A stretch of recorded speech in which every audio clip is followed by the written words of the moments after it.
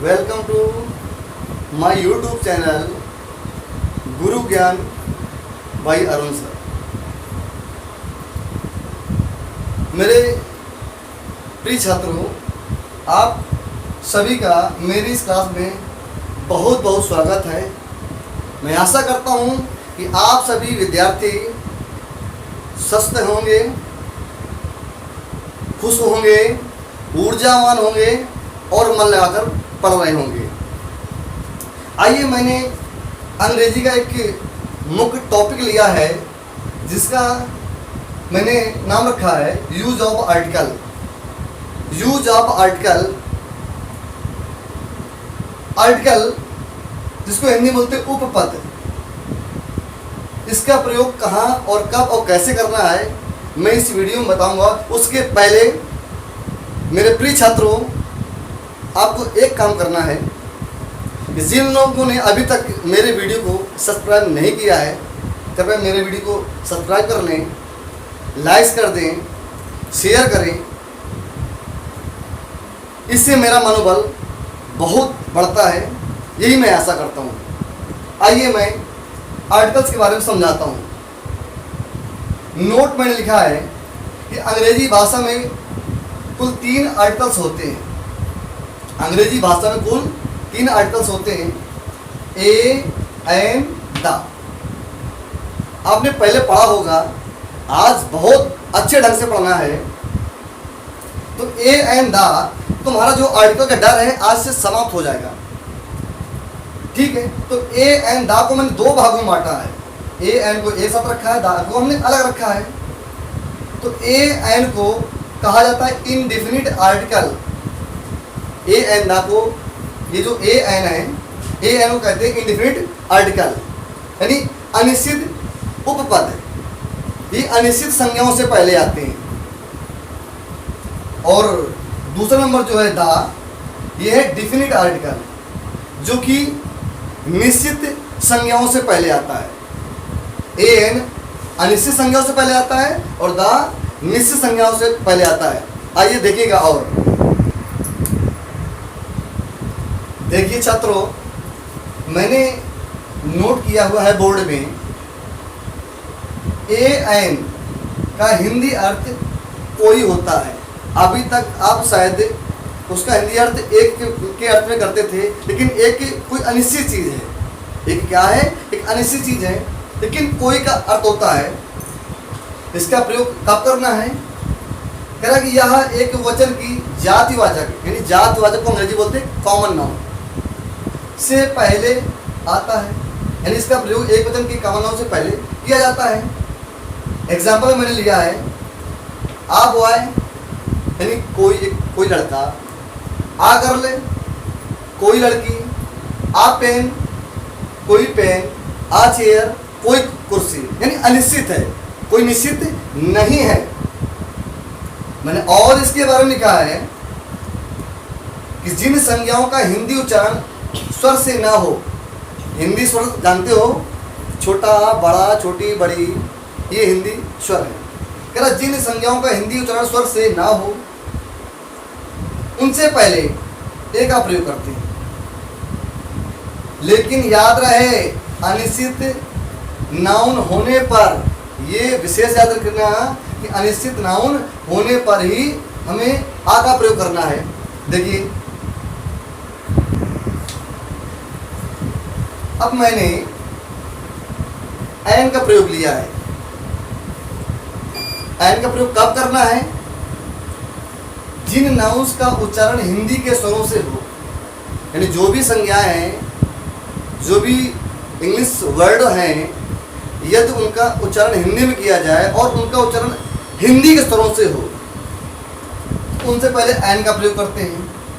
Example में मैंने लिखा भी है, जैसे एन ऑरेंज, ऑरेंज, आ है तो ऑरेंज, आ से चालू हो रहा है ना, तो एन लगा दिया हमने। एन अम्ब्रेला, अम्ब्रेला आ से चालू हो रहा है, एन लगाया। एन एस, एस ऐसे चालू तो हमने एन लगाया। अब आप लोग ये कह रहे होंगे कि सर ये तो हमने पहले भी पढ़ा है कि ए, ई, आई, ओ, यू, इनसे पहले एन आता है। तो नहीं, देखिएगा, मैं आपको ये जो भ्रम है उसको भी दूर करना चाहूंगा। जिन शब्दों में एच साइलेंट रहता है उन शब्दों से पहले भी एन आता है। अब देखिए ये आवर लिखा हुआ है, अब ये तो एस से चालू हुआ है, और आप कहोगे सर जो वावल से आरंभ होते हैं उनसे पहले ही एन लगाना है, तो नहीं, इसका हिंदी उच्चारण होगा आवर। क्या होगा? आवर। आ से चालू है, इसलिए इसके पहले एन आएगा। ऑनेस्ट, ऑनेस्ट हिंदी में लिख के देखो, ऑनेस्ट तो आ नेस्ट ऐसे लिखेंगे, तो आ ये जो है ना ये हिंदी का स्वर है। इस वजह से यदि अंग्रेजी शब्द का उच्चारण हिंदी के स्वरों से तो हमें एन का ही प्रयोग करना है। मैंने एक और आगे लिखा है एयर, एयर माने उत्तराधिकारी, तो एन एयर। और देखिएगा मैं और भी थोड़ा डिफरेंट कर दूं, देखिए यदि आपका ये मानना है कि नहीं वावल से पहले ही ए लगाना है, तो मैंने कुछ शब्द लिए हैं आपके हिसाब से बिल्कुल भिन्न है। लिखा हुआ एम ए, क्या लिखा हुआ? एम ए, एम से चालू हो रहा है, तो क्या एम से पहले आपने कभी ए लगाया है? पहले देखिएगा एम ए, तो एम ए, एम और ए। अब एम का है, ए जो है हिंदी का स्वर है। एम क्या? एम के जो लिखा हमने हिंदी में, तो ये क्या है? हिंदी का स्वर है। तो इससे पहले मैंने क्या लगाया? एन। एस पी, एस, तो हम एस लिखते हैं। अब एस हमने लिखा, तो एस का जो हमारा जो पहला अक्षर है ये हिंदी का स्वर है। ये क्या हमारा हिंदी का स्वर है। जब हिंदी के स्वर से आरंभ हो रहा तो हम लगाएंगे एन। एक हमने और लिया है L L B, L L B, तो हम एल ऐसे ही तो लिखेंगे, एल ऐसे ही लिखा, तो एल ऐसे ही लिखा, तो ये पहला अक्षर जो मेरा है वो हिंदी का स्वर है। फिर याद रखो यदि हिंदी के स्वरों से आरंभ होता है तो हमें उसके पहले एन का ही प्रयोग करना है। किसका प्रयोग करना है? एन का प्रयोग करना है। चलिए देखिए मैंने अब दा का प्रयोग इसमें लिख लिया है। दा कैसा है? ये हमारा डेफिनेट आर्टिकल है, निश्चित उपपद है। मैंने लिखा भी है कि निश्चित नाउन से पहले दा का प्रयोग करते हैं। अब आपको कहोगे सर निश्चित नाउन कैसे मालूम करें, तो मैंने उसके लिए भी लिखा है। यदि किसी नदी का नाम हो, नहर का नाम हो, सागर का नाम हो, महासागर का नाम हो, खाड़ी का नाम हो, रेगिस्तान का नाम हो, इनसे पहले दा का प्रयोग करना है। आगे हमने कहा प्रसिद्ध इमारतों के नाम से पहले भी दा का प्रयोग करना है। प्रसिद्ध इमारत जानते हो, जैसे लाल किला, ताजमहल, है ना, साथ ही जो राम मंदिर है उसके पहले भी दा का प्रयोग करना। मैंने आगे लिखा हुआ है धार्मिक पुस्तकों के नाम से पहले, धार्मिक पुस्तकों के नाम से पहले भी दा का प्रयोग करना है। धार्मिक पुस्तक में जैसे दा रामायण, रामायण धार्मिक पुस्तक है तो उसके पहले भी दा, गीता उसके पहले भी दा, बाइबल उसके पहले भी दा। जो धार्मिक पुस्तकें हैं उनसे पहले दा का प्रयोग करना है।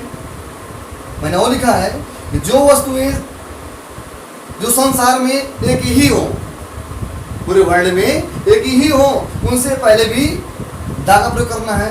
जैसे सन, सूरज एक ही है, उससे पहले दा सन, द मून, द अर्थ, और भी अन्य चीजें हैं। तो छात्रों, मैं आशा करता हूं कि मेरा ये वीडियो आप सभी लोगों को बहुत अच्छा लगा होगा, आपने इसको ध्यान से पढ़ा होगा। इसमें अभी और भी कुछ शेष है, मैं इसे अगले वीडियो में लेकर आऊंगा। तब तक के लिए धन्यवाद।